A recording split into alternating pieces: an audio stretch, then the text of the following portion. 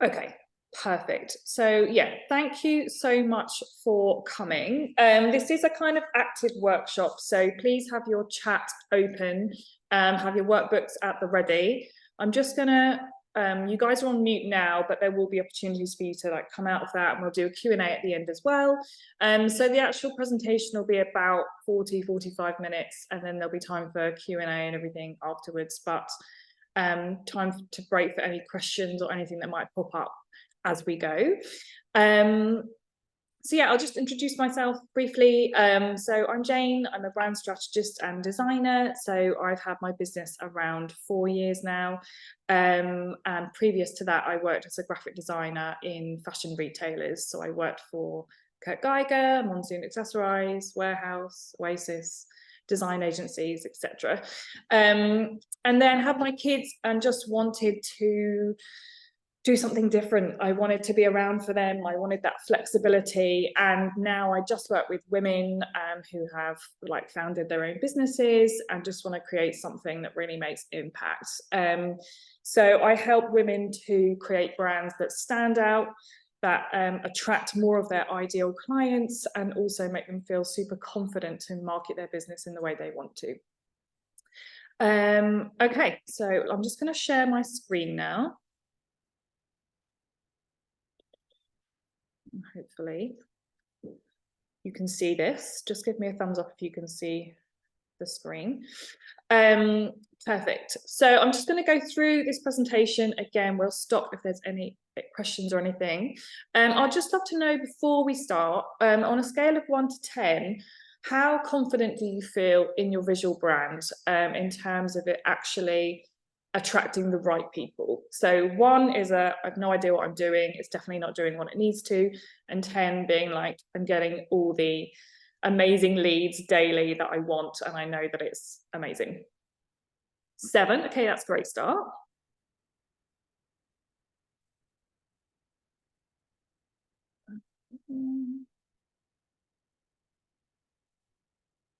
That's a good start. And it would be great to know how you feel at the end of this presentation versus now. Joe, your business is very new, so not much at the moment. No problem at all.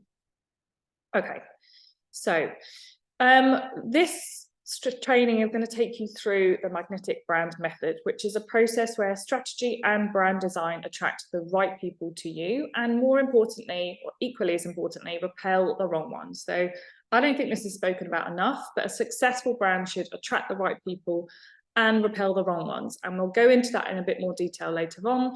But essentially, you're creating a brand that's really hopefully going to stand out from your competitors.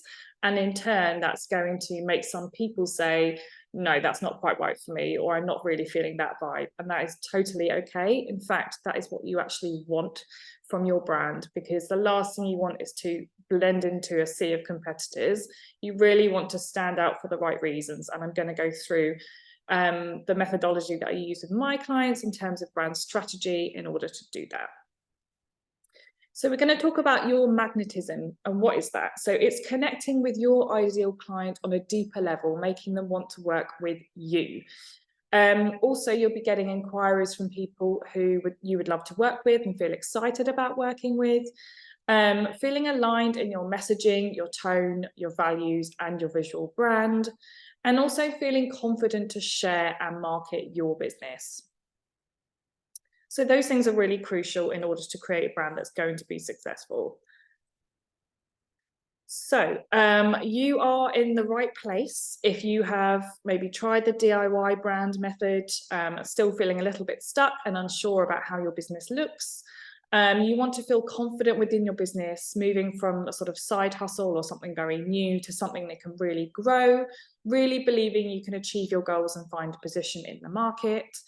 You crave the confidence to market your business in the way that you want to, and you want to attract new audiences and more of the right people. You want to feel proud of your business and excited to invest and plan for the future.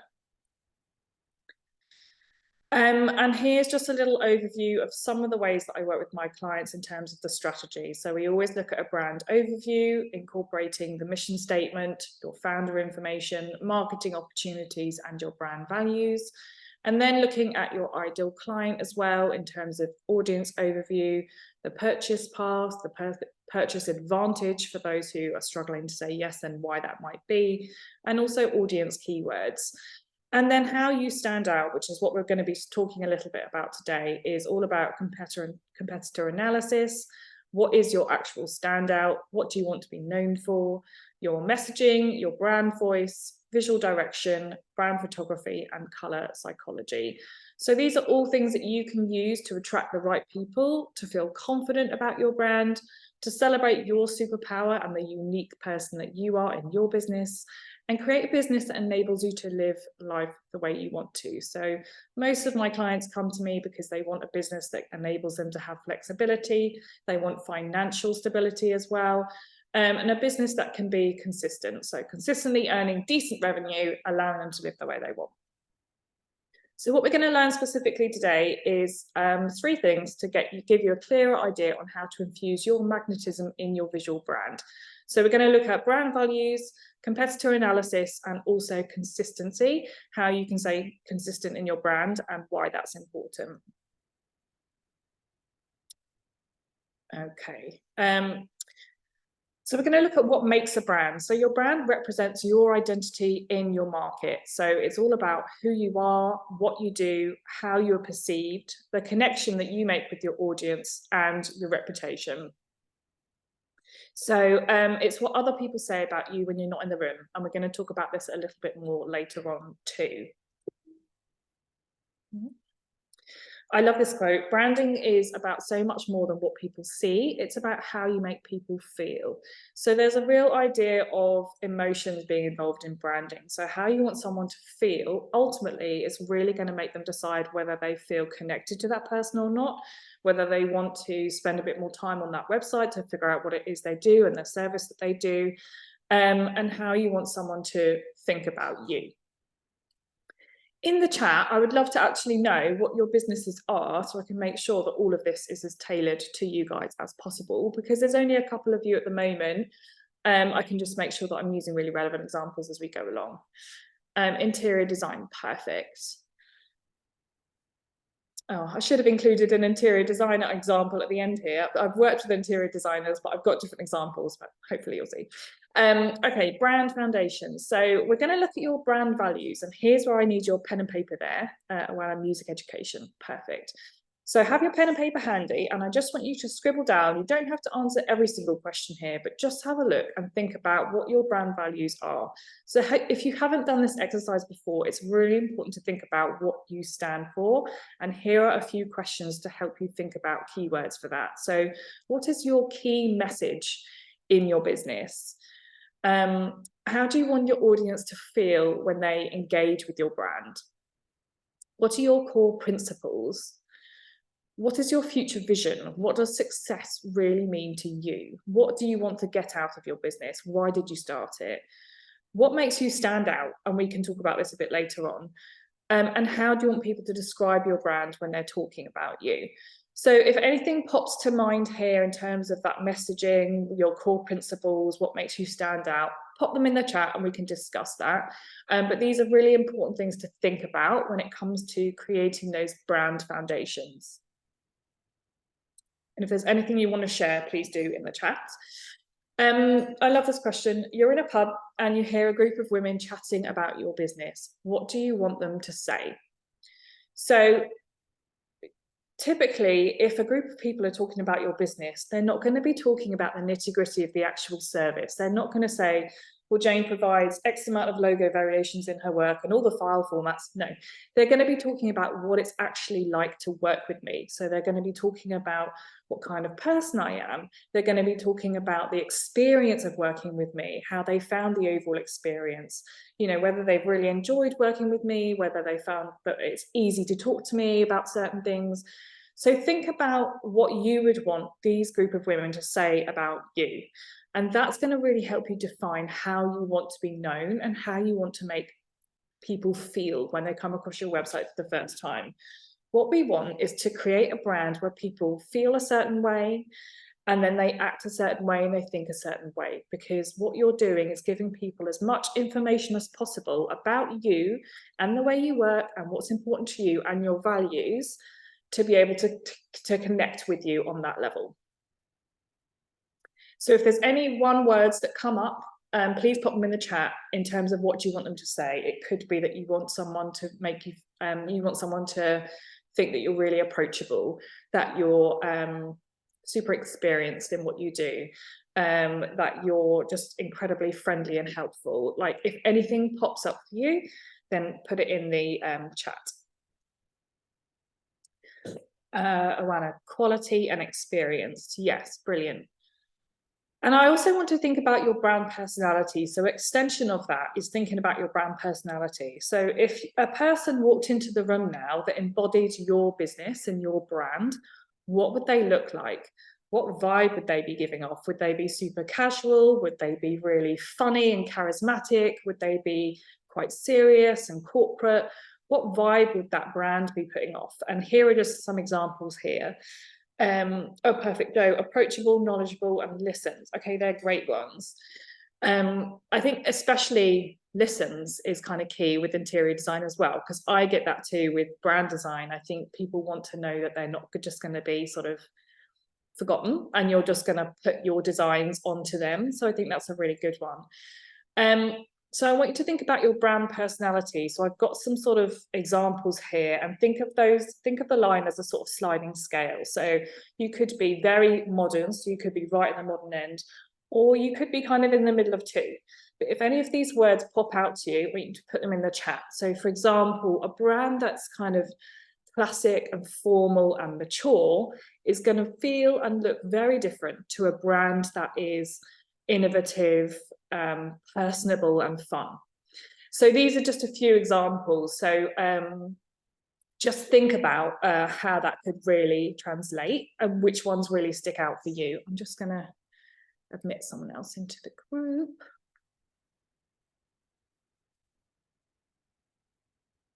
And if there's any that really stick out, let me know. I want a personable, casual, fun, but serious at the same time.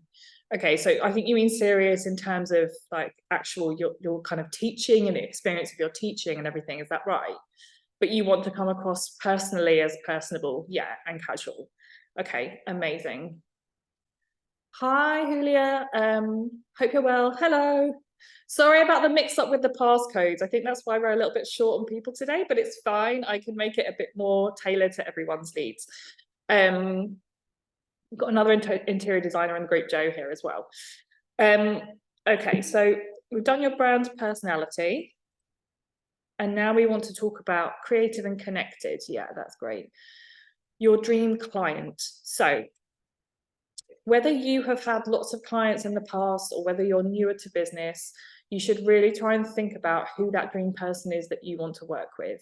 Now, what business you're in will define who that person is and whether you want to really niche down. So for example, if you're like a therapist, you may say, I only want to work with people who've had trauma and they're developing sort of fears around giving birth or something really specific. But if you're like an interior designer, you might think, oh, okay, well, I've worked with these clients in the past. These are the kinds of people that I want to attract more of. Maybe it's people who have large budgets and want a complete rescale of an entire home. Maybe it's families and you want to do like individual rooms. Whatever that is, think about who that ideal client is. Julia, we just kind of got going in terms of brand values and bits like that, and now we're going on to your ideal client. But don't worry, there'll be a replay at the end so you can catch up on the bits that you've missed. But if you want to pop down in a notebook all about your ideal client, who your ideal client is, whether it's somebody that you've actually worked with or somebody that you would like to work with, and think about what sort of personality traits they had that you potentially share with them, what their lifestyle's like, what success looks like to them, what personality traits you might share with them, what values do they have, and what are their core principles. So what's really important to your ideal client. In the same way that we've just looked at what's important to you in your brand foundations, we now want to look at the same kind of thing for your ideal client. So for me, for example, I work with a lot of mums who are in a similar situation to me, so we have that in common, but also I've spoken in the past about being a kind of introvert and finding certain things quite difficult, and I kind of connect with my ideal client through that. So a lot of them tend to be women who start up businesses around their kids, and they might be an introvert, they might not. And there's different things that we share values on. We definitely want a flexibility in lifestyle. We want to be able to afford the things we need, but also be there for our family. So think about how you share similar traits with your ideal client too, and just jot down some words in your notebook that make sense to you in terms of those people who you would love to work with. Sorry, I'm just reading in the chat here. Oana says, first of all, they must be committed, otherwise it will be difficult to work together as it's a long-term collaboration. Yeah, committed, yeah, but also dig deeper in terms of what values do they have, what's really important to them. Are they very kind of family oriented? Why do they want to learn a musical instrument? Like, what's really important to them? All of those things. So, you know, is it a career? Is it a hobby? Think about the kind of people that you love to work with and the similarities across those people. Okay, and then we need to join the dots. So we need to connect with your ideal client. So think about, like I've just said, where do those values overlap? What personality traits do you share with your ideal client? And how can you sympathize with them? How can you talk about things that they will understand? Really get to the bones of what they're worried about, what they could be concerned about in terms of working with you. Is it that with an interior designer, they just don't know the overall cost? Are they worried things are going to spiral out of hand? Are they worried that you're going to sort of input your design preferences onto them?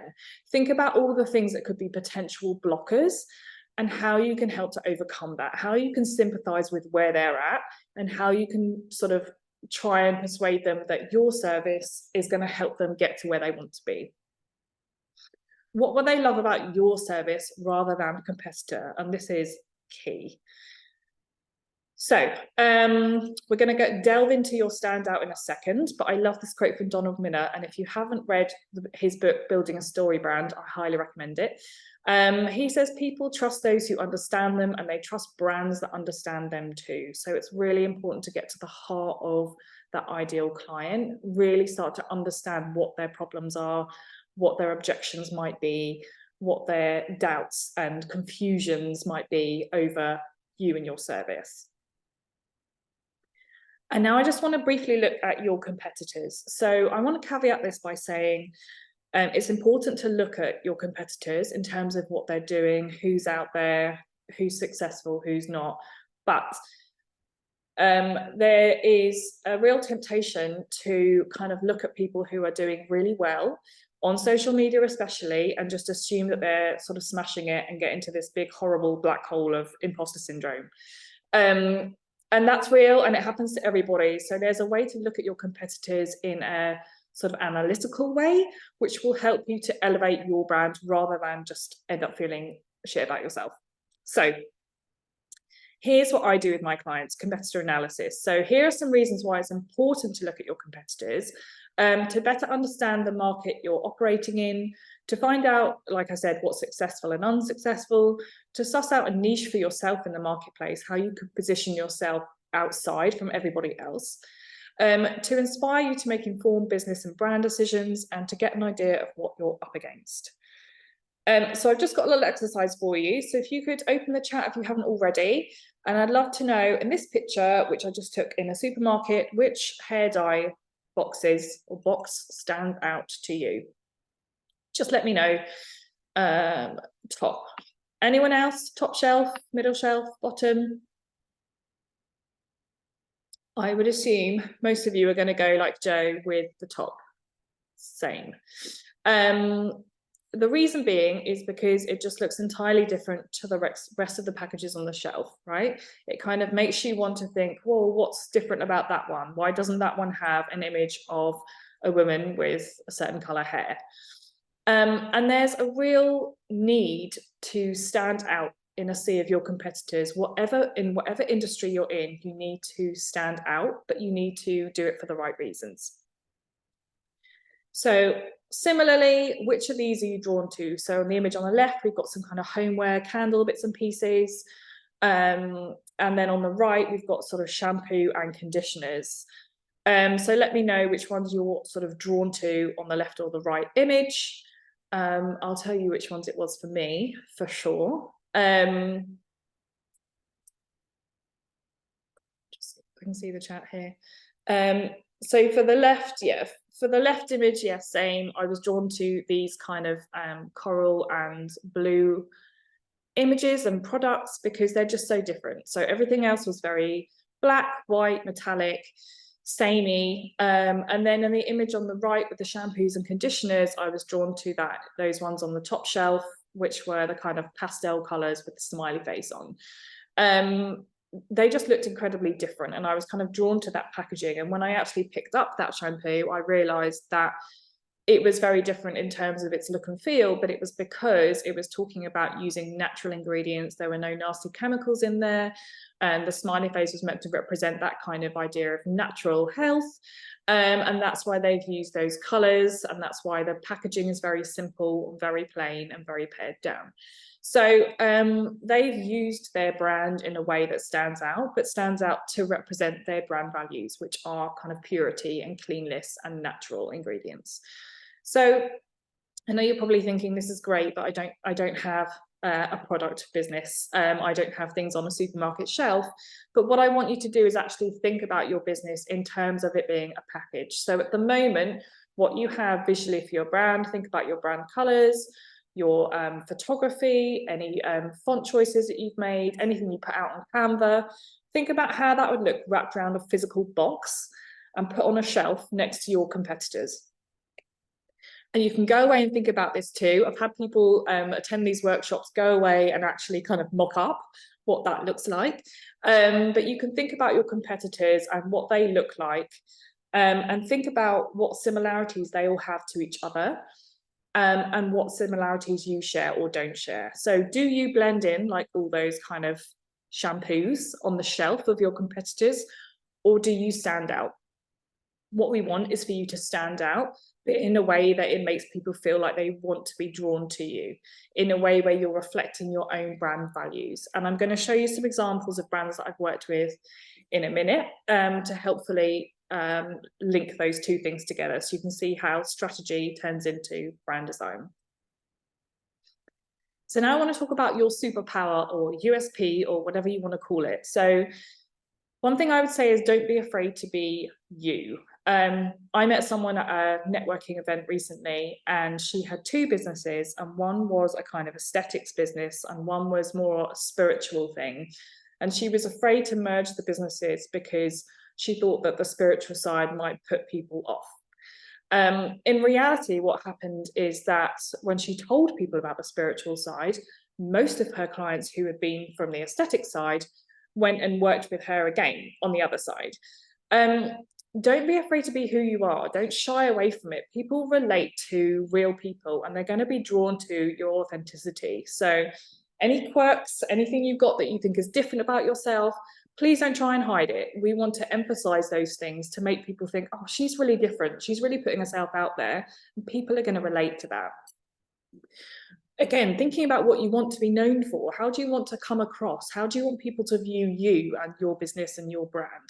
And what elements can you bring to your visual brand which represent that?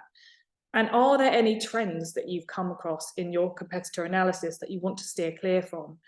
Maybe in all of the interior design space, it's all very formal. It's all serif fonts. It's all black and grey. It all feels quite dull. Maybe there's something that you can bring to that which represents you, which feels more aligned with you and your personality, but also the kind of people that you want to work with too. So does anyone have any questions for where we are at the moment? No? Okay. In that case, I'm going to go on and show you some brand examples so I can show you how that strategy kind of develops into full brand design. So this is a client, her brand was Nurture, and she offers unique support to families who are starting or expanding their family. The focus was on intimacy, coaching, and nutrition, and helping her clients to live a full and enriched life. She wanted to really help families to grow and connect, and to connect in that part of their lives where people are sort of having babies and it's all new and it can be very overwhelming. She values a holistic and rounded approach to well-being and the importance of nutrition and intimacy to enrich connection and relationships too. So she was an intimacy coach. She also did nutrition. She was a trained chef. So she was doing a kind of whole holistic overview of all of these things, supporting her clients through the huge transition as they prepared to or started a family. So her brand keywords, which we talked about before, were connection, relationships, nurturing, communication, simplicity, and honesty. So these are really important things to bear in mind. So when you look at the visuals, they should really reflect these words. So we're really attracting those kind of people that, you know, want that connection, that relationship, that nurturing person to help them on their journey. And this is just a mood board showing some of those things. And a kind of brief explanation, I'm not going to go through all of these, but for what each of those means. So for example, earthy tonal colour palettes come to mind as they're organic, natural, and fit with the feeling of sensuality. I love the idea of exploring custom typography that flows and links from one letter to the next, basing this idea on connection. Using shapes to nod to nature and link the idea of logos being circular in a shape. Love the idea of abstract patterns that would work well, that encapsulates connection as well as nature and nutrition. And here's some of the elements that I designed for them. So again, we've got kind of custom patterns. We've got a logo that kind of works on that idea of connection and that roundness and that simplicity. And also developing kind of custom icons that symbolize nature, but also nurture and fertility as well. Thinking about color psychology as well, how the colors can really affect the feel and the tone. So we kept everything quite soft, quite natural, with the peachy tones as well, and added a kind of darker accent color. You need that kind of breakdown of color hierarchy where you've got dark to light, but also something where you can add an accent color that's really going to pack a punch when you've got it sort of on your website or something like that. Just some more visuals of how that panned out across the website. And stationery and bits and pieces here. And a lovely testimonial for my clients. So it's all about taking those brand words and that strategy, thinking about what you want to be known for, and then applying that to a visual brand. So what you're doing is you're not basing anything on trends or what everybody else is doing. You're basing your brand on those values, what you want to be known for, and how you want to make people feel. Just take a moment and think about your current brand. So does it really reflect your values and what you want to be known for? And how does it make your audience feel? So right at the beginning, Julio, I don't think you were here, but right at the beginning, I asked you guys to rate yourselves from 1 to 10. Oana said that she was a 7, and Jo wasn't sure because she just started. So yeah, would love to think now, where do you rate yourself now in terms of what you've got? So Oana, are you still a 7? And Julio, I'd love to know what you think you are. So 1 being like, I'm nowhere near where I want my brand to be. It doesn't do anything right. I'm not attracting the right people. And 10 being like, I'm smashing it. I'm getting inquiries and leads from the right people all the time through my website. And I know it's doing everything I need it to do. So let me know 1 to 10 in the chat.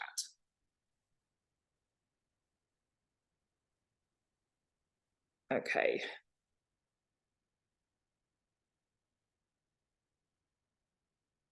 Yes, I kind of know what I have to improve.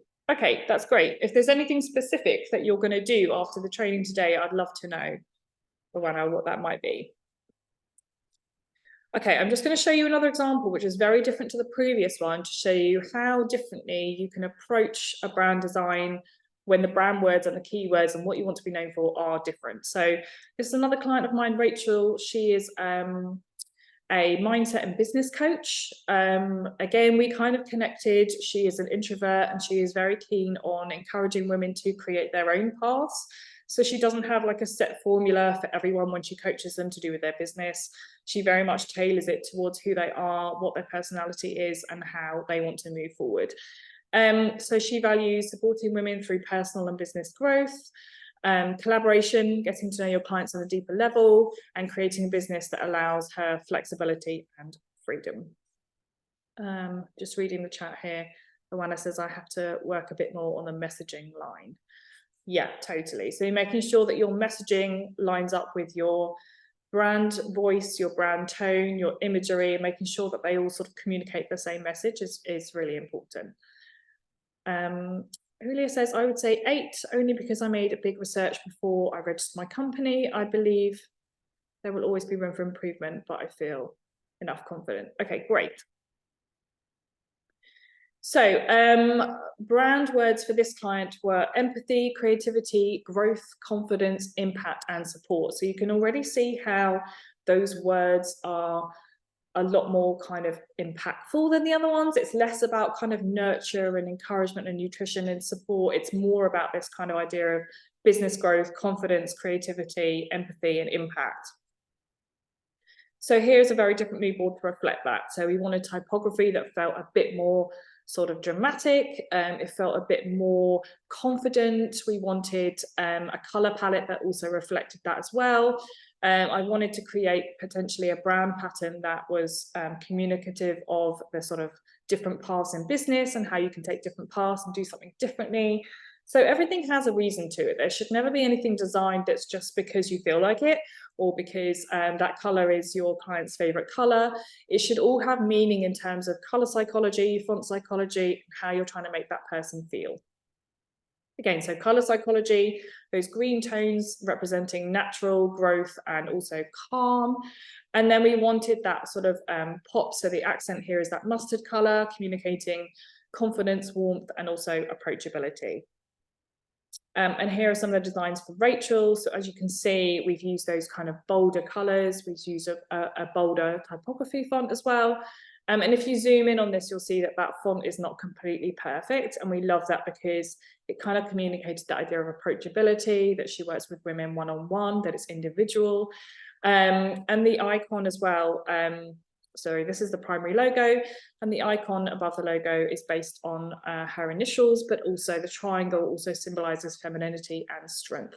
So really thinking about how we can communicate those brand words of confidence and impact and growth. Again, with the tagline, creating success on your terms. And the custom pattern is made up of sort of hand-drawn geometric lines, which link the idea of creating your own path. So the colored path shows that everyone has a different path, and the version, whatever your version of success is for them. So creating a whole host of brand elements which all communicate that same message is really important. It's not just about one logo, one color palette.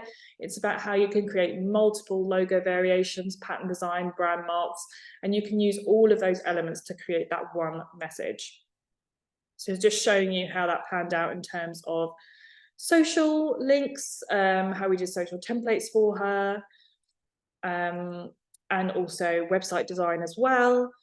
So you can see how the feel of this is entirely different to the previous example I showed you. And that's really important because there are business coaches that would have a softer look and feel, who would be all about the kind of pinks and the sort of soft vibes, but this is not what we wanted for Rachel. She wanted to attract a different kind of clientele. She wanted to appear kind of confident, and she wanted to elevate that idea of growth and support. And she said, I loved working in partnership, especially in the early stages where we pulled ideas together. I really love how you base everything in the strategy and link it back to my ideal client and values. I've had the confidence to raise my visibility, and my brand is attracting the attention of premium opportunities such as high caliber press who mentioned they love my brand. So one of the things she wanted was, after we worked together, to go and pitch ourselves to press and other companies, which she was able to do. It gave her the confidence to do it, but also, you know, they loved it too. So that's showing you how, when you have a goal for your business and you work through the strategy and the brand design and the web design to get there, it can really be used as a marketing tool. It's not just something that is superfluous or not needed. It's something that can really help your business to thrive. And now I want to look at the last portion, which is all about consistency. So do you guys feel that you're currently consistent in terms of what you're sharing, your messaging? I know, Oana, you've already said you have to work a bit more on the messaging to keep it in line with everything else. How consistent do you think you guys are? Again, give me a 1 to 10 or a not sure. So this should be consistent in your messaging, your tone, that everything communicates that same message, that when you create something in Canva, it looks on brand, it looks consistent, you're not using different templates all the time, you're not changing your brand colors every now and again. Let me know if you think you're consistent. And what is it? Well, it's about making everything the same, like I've just said, in terms of your messaging, your tone. And this creates recognition with your audience and is crucial to establish loyalty to help your business grow. So you may get a little bit bored of stuff as you create things across your brand, but bear in mind that the people who are looking at your business, the people who are reading your emails, your followers are not bored of it. It creates trust, it creates recognition for them, and they need to be able to see the same thing from you all the time. If your brand is changing colors, fonts, logos all the time, you're losing that element of trust and consistency. And you probably have more than one way for your audience to find you, be it your Facebook group, website, Instagram, YouTube, whatever it is. And all these elements need to be aligned so your user goes through the same experience and emotions when they interact with your brand. So just briefly, I want you to think about your client journey. So where do your clients come from? If you don't have many yet, think about where you would like them to come from, what you're working on, what funnels you're working on to get them to book in with you, or think about where your latest clients have come from. So it could be, for example, I get a lot of my clients from referrals and then they book a discovery call. It could be from social media posts, which leads to a DM chat, which leads to a discovery call. It could be that you are always writing newsletters on your list. People reply to those and then that becomes a discovery call. So think about that client journey. You may have a few and that's absolutely fine. It's good. But think about what that journey is and how people actually end up speaking to you, booking that call, whatever your process is. So hands up if this sounds like you. You have your logo, color palette on Canva, but end up taking way longer than you should to create posts or graphics due to indecision or not knowing what to do. You don't have a place where you can reference imagery that fits your brand, so you may have examples of your work, but also you need extra examples of you. You don't have any like imagery that represents you and your brand. You get distracted a little bit by templates and different styles, and you would love an it brand style Instagram feed for people to be wowed by, but have no idea how to achieve it. If that sounds like you, let me know, or if any of those elements sound like you, let me know.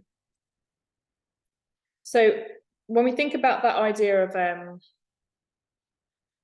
Oana, what is your take on using contrasting colors? Yeah, let me address this right now, actually. So let me go back to one of the, when it comes to contrasting colors, you need a contrast for sure. If you have everything that is on the same tone, what happens is you can't make any impact. So if you had a website, for example, that was just these muted tones and there were no accent colors with the darker colors, with the mustardy color, with the green, nothing would stick out. It's about hierarchy and how you want people to view everything. So generally we have a contrasting color for your accent color. You might have a darker accent color as per here, and you might have neutral tones. So you need contrasting colors to be able to create that hierarchy within your brand. If there's any actual examples, oh, right, I was just going to say, what have you got? White, black, gold, and red. Okay, well, it really depends on how you're using those. So white, black, and gold are quite kind of neutral, classic colors. They're quite kind of formal as well. Red is it can be quite a sort of dramatic color. It can symbolize kind of like passion or something like that. And I would say if you're using red as an accent color, you need to use it really sparingly. So I would be using it just for my call to actions on websites. I would not be using it on like complete banner sections or something like that, because I think red can be a very overwhelming color, and it can also not be a color that people can sometimes connect to. So think about that ideal client, who they are, what's important to them, and think about how you want them to feel. Red is a very kind of dramatic, can be quite scary color, so I would 100% just use it for accents, or think about using another accent color that represents your brand and your business better. Hope that answers your question. Okay, where were we? We've gone through this. Okay, so in terms of going back to your client journey and how people come to find you, I want you to think of that client journey as a train track. So if one of the track pieces is broken, they may end up at a different destination.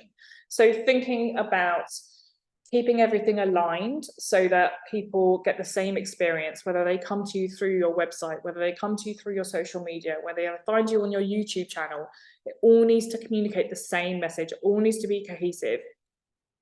Because if it's not, they're going to break that trust and they're going to think, oh, I don't really know what's going on here. They're going to get distracted and they're going to go somewhere else. So top tips for this, create your brand kit in Canva. Obviously, if you're a designer, you'll want to put that in Illustrator or whatever.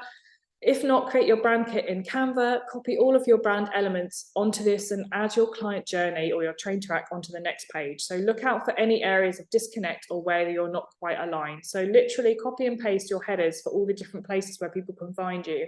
Look at if they're all aligned, and if they're not, fix them so that they are. Look out for any areas of disconnect or where they're not quite aligned, and make sure you refer to this when you're creating new posts and graphics. So by creating that brand kit or that brand Bible, you're going to refer to that every time you create something new. So you're not going to be swayed by a new template that pops up. You're not going to waste ages in Canva looking for something new to design when you've got a new workshop to advertise for or whatever. Think about if everything is communicating that same message. And before we go to the Q&A, if this has resonated with anybody and you would like to talk further about working together, you're very welcome to book a brand strategy call. So in this, it's a very informal 30-minute call. We can look at your business goals and direction together, identify what it is that you want to be known for, how we can potentially look at making that happen, and develop an action plan on how we could potentially work together. Like I said, it's incredibly informal and you just find out a bit more about my process and investments and all of that stuff. I will pop the link for that call in the chat. Hang on a minute. Let me just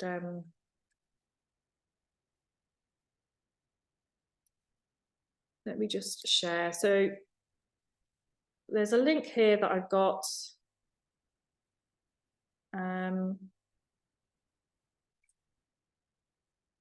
And yeah, it will just show you the days that you might want to book a call for. You just need to literally select the day, select the time, and it will go through and ask you a few questions and do that for you. So we'll just pop the link into the chat right now.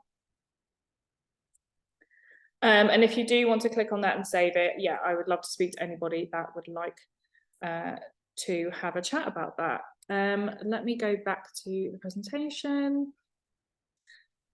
Perfect. And I would also love to connect with you guys on Instagram. Again, I'll put my handle in the chat. It is at jmcreative.design. It's where I like to hang out. So yeah, would love to connect with you guys on Instagram. I'm sure you're all there already. And it would be great to kind of connect there. Does anybody have any questions?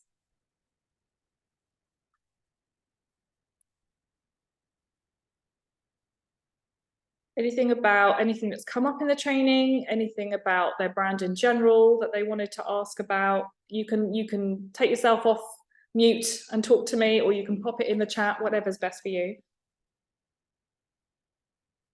Joe, I don't, but that was great, thank you. Okay, perfect. Well, listen, I would love to know before you all go if anyone has any key takeaways. So what was the one thing that you learned from this that you didn't know, or the one thing that you felt was really useful? I would love to know.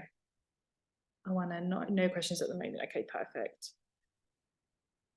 And anything that you're going to go away from today and actually think about, or anything that you're actually going to implement? Hi everyone. Hi. Hi Jane. Hiya. I will definitely try to find one template in Canvas because I'm using different ones. That's for sure something that will save me time. Yeah. And the other is I feel more we need you here to make some work for us. So I will try to book this next meeting and discuss further. Perfect. Okay, lovely. Okay, great. So if no one else has any questions, obviously, if you do think of something later on, connect with me on Instagram, give me a DM, but thank you so much for turning up. I hope you found it all useful. And I hope you all have a lovely day. Thank you, Jane. Bye. Bye. Bye-bye.